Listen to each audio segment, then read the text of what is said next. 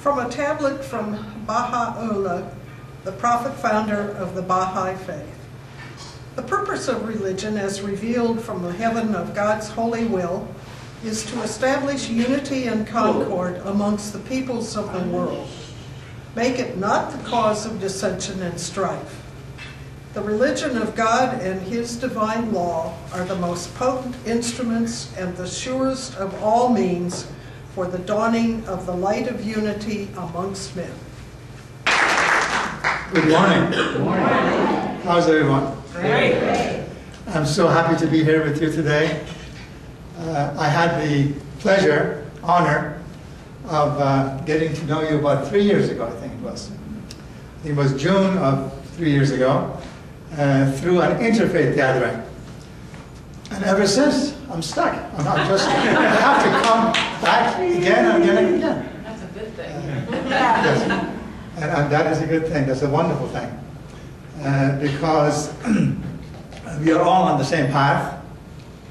Particularly your group and our group are very much in the same path. I had some thoughts, some kind of private thought, but I'm going to share that with you at the very beginning of my talk. And that is that I feel, as a Baha'i, because this is the vision and mission of Baha'is like you, one world spiritual center, that eventually all people of the world will come together to worship one God in harmony and in unity and in absolute love and kindness. And that anything that we see in terms of separation and division and misunderstanding is just misunderstanding. Because if we know God as love and the essence of love, He could not have brought conflicting religions. So when I first came to this group and I looked at the altar and noticed all the different symbols of, I guess, Buddhism, and probably Hinduism, and Judaism, and Christianity, and Islam, I thought that this is exactly the Baha'i path. This is the same path. And then I requested if you would add the Baha'i symbol here as well, and you did. And we call it the greatest name.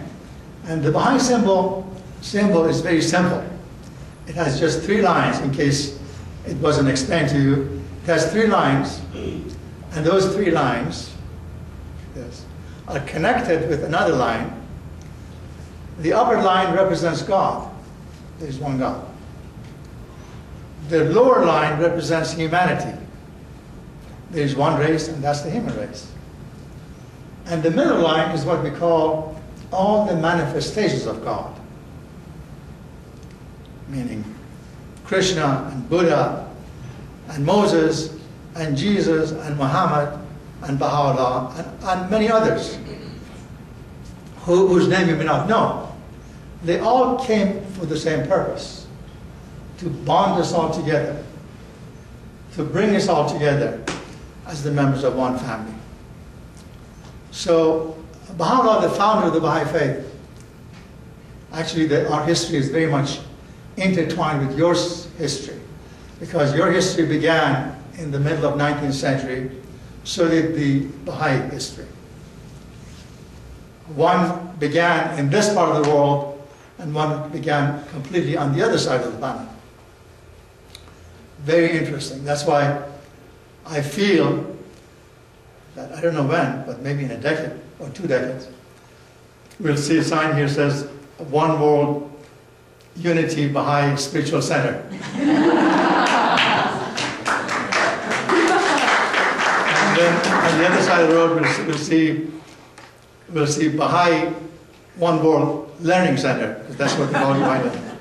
So they all come together. Eventually, all religions will come together, but the kind of religion that you have and ours would definitely come together, even more so than it is today. Now, I said part of our history. Let me begin with your history that you know very well, but that's just a review, because the past week, my wife was asking, are you preparing for this talk that you're going to talk? I said, I'm praying about it. But it came Saturday, I was still praying. She said, are you still praying about it? I said, yes. But then I said that I remembered that they're giving a 3.5 hours lecture on unity principles at the Unity Church, or sister church, on Sandy Plains. So I went there from 9 to 12:30, and he gave us 10 minutes break just in between. And they just went through this list that I brought here today. 13 pages. I just wanted to make sure that I'm not repeating what you already know. But that repetition is also good. It was reinforced that your unity, new thought, faith began in 1889, right? By a couple whose name was Myrtle and Charles Fillmore. And they went through the process of healing and new thought. And then you had another significant date, which I believe was 1893. That's when the word unity was coined as the name of your church.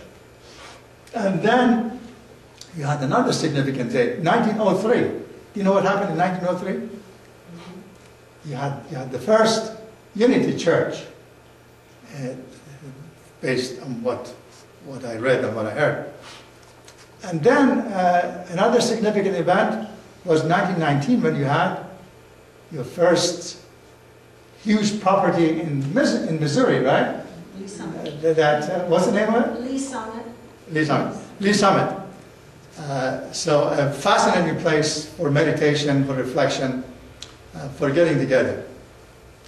And so with that, I'll give you the parallel of the Baha'i faith. Baha'i faith, its origin goes back to 1844. When, do you know what happened in the 1840s all across the globe, in the East and in the West?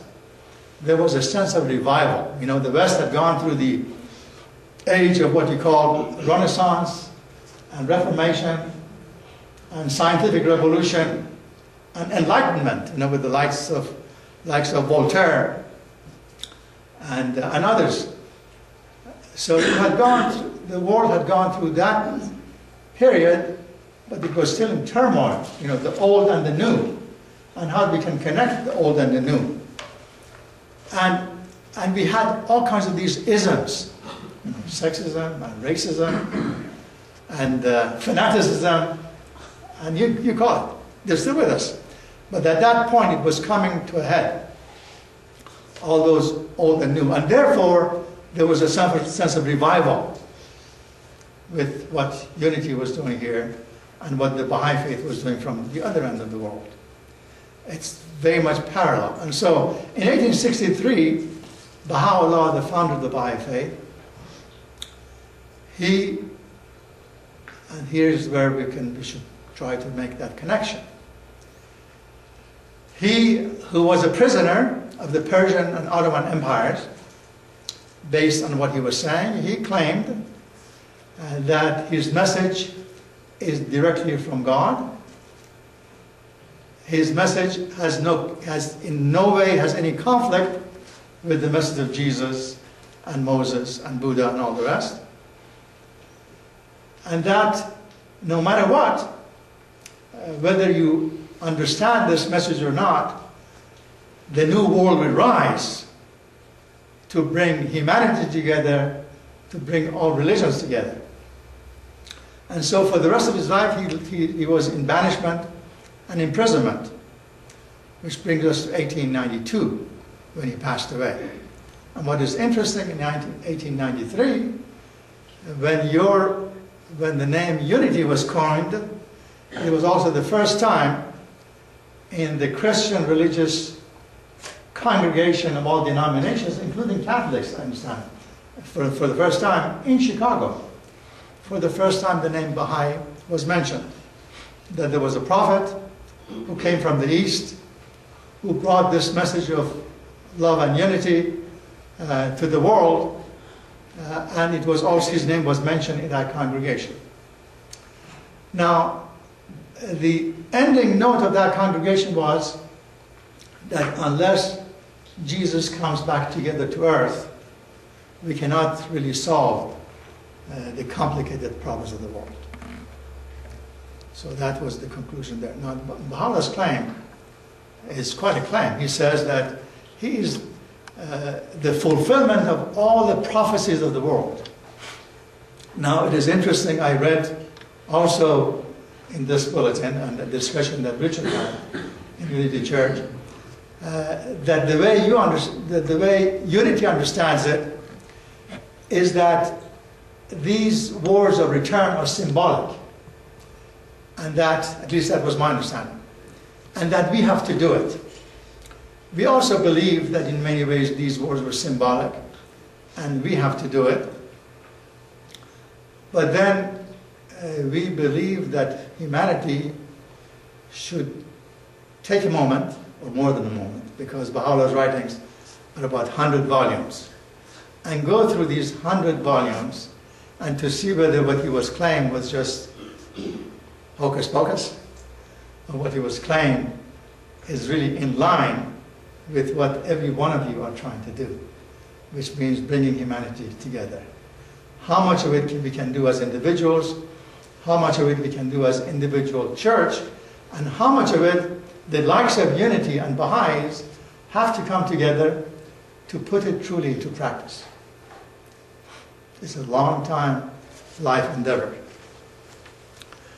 Now, I'm going to share with you a couple of beautiful passages we read from the Baha'i writings, but I'm going to share with you a couple of more passages. There are several Baha'i prayer books. All of it, just like the theme what was read, deals with confirmation of this idea of unity. So I'll read one passage, another passage. Let's take a moment and breathe and listen to this word. O my God, unite the hearts of thy servants and reveal to them thy great purpose. May they follow thy commandments and abide in thy law. Help them, O God, in their endeavor, and grant them strength to serve thee. O God, leave them not to themselves, but guide their steps by the light of thy knowledge, and cheer their hearts by thy love. Verily, thou art their helper and their Lord.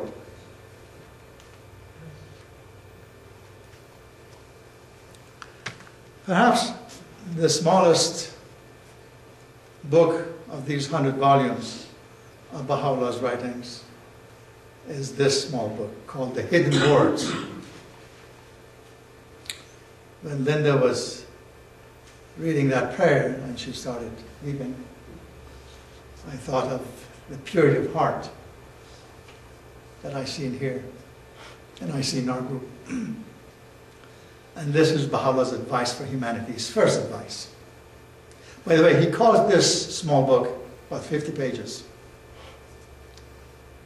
The essence of all the teachings and writings of all the manifestations or prophets of God put in a summary format.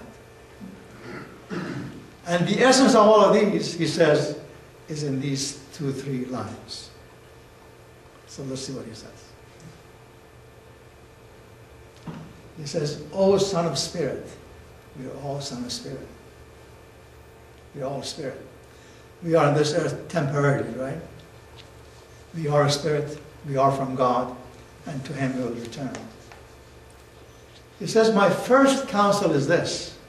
This is the first. All of these 100 volumes, he said, this is the first of the first. What do you think it is?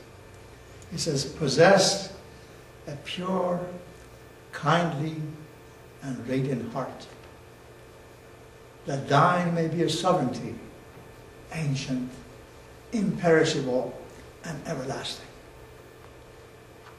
Everything else is secondary. First and foremost, we have to have a pure heart, pure intention. With that pure heart and pure intention, we can change ourselves and we can change the world. And then, like Jesus said, he re-emphasizes the fact that we are made in the image of God. We are from God, and to him we shall return. And then when we look at each other as God-like, right? As those who have the potential to become like God. And then he has a series of passages on that. I'll just share with you one of them. O Son of Man, I love thy creation, hence I created thee. Wherefore do thou love me, that I may name thy name, and fill thy soul with the spirit of life. You know, there's a tendency that, God loves all of us, and that is true. And therefore, do we need to love him? The way Baha'u'llah explains it, he says in another passage, love me that I may love thee. If thou lovest me not, my love can in no wise reach thee. True that God is like the sun, the sun of reality, and he shines all over. But then if we keep ourselves in darkness, he cannot reach us, right? We are in darkness. So it is our job to come to the light, like what you do. Teaching and preaching oneness and unity and bringing religions together and bringing people together, right? So it's passage after passage dealing with this issue. Let me tell you another thing. As I was praying this week as to what I should say, I sent my email through my Facebook page and through my private emails to the 50 or 60 friends that I have. And I shared with them, I said, I'm going to talk to some of my best friends at the One World Spiritual Center. And what do you think I should say? And so these 30 or 40 friends, each one of them has an idea. And I'm trying to accommodate all of them. Which were all beautiful, They said that, talk about love. I said, they all know about love. Talk about prayer. Talk about God. Talk about oneness of God. Talk about oneness of religion. And so on and so forth. They were all beautiful. But now, I was talking about the dates. And I want to introduce you to this book. That's, by the way, the book that we are covering in the Baha'i Center on Sandy Plains. It's called The Promulgation of Universal Peace. Abdul Baha, who was the title of the eldest son of Baha'u'llah, the founder of the Baha'i faith, he was put in prison together with his father at the age of 9, and he was released, I believe, at the age of 67. He was in prison and exiled for 58 years. And when he was released, this was when the Ottoman Empire was disintegrating before World War I. And then the few Baha'is, including perhaps, I don't know how many Baha'is were here, maybe 200, 300. And by the way, the majority of them were women. Those, just like you guys here, it's like women take the lead. So those women said that we have to bring this Abdul Baha to the U.S. And he has to come and talk.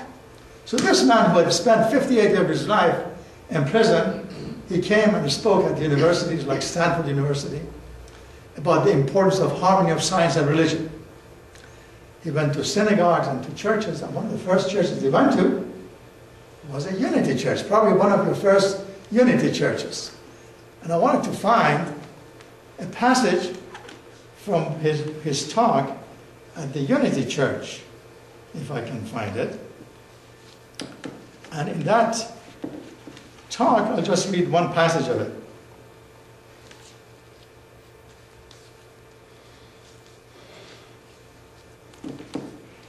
He actually prayed in one of them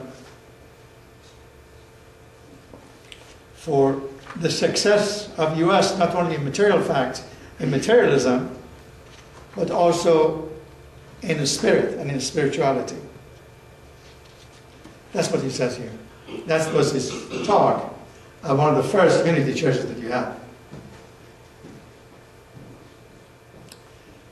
He says, the Son of Divinity and reality has revealed itself in various mirrors. By mirrors, he means different prophets, different manifestations through time. Though these mirrors are many, yet the Son is one. God is one. The bestowers of God are one. The reality of the divine religion is one. Consider how one and the same light has reflected itself in the different mirrors or manifestations of it. There are certain souls who are lovers of the sun. They perceive the effulgence of the sun from every mirror, just like what you do. You take advantage of all the writings, good writings, of all the manifestations of God. I'm impressed when I come to your gatherings and see that your children are being taught about all these different paths, all these different religions, right? It's very essential for harmony and unity of the world. And he says, they are not fettered, those who believe in this one God and one religion which has been manifested to man through time. He says, these people are not fettered like unity people or attached to the mirrors. We're not attached to one alone. They're attached to the sun itself and adore it, no matter from what point it may shine.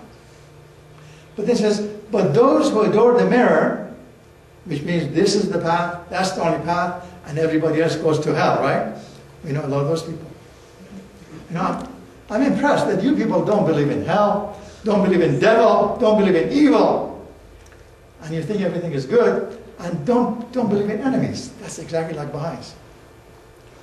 Because I get confused when I come here. So, but those who adore the mirror, which means that's the way, that's the path, that's the only way, what happens? They become prejudiced. They become superstitious. They become fanatic. They become intolerant. You know, we all could have that tendency. But when you're open, when you have an open heart, and you receive, then you become one with the Master of the universe. You know, I could go on forever, but I'm going to stop. Because, you know, you're going to invite me again, so if I talk too much, you won't invite me. So I'll stop. But then all these small books, the small books, I brought a few of them.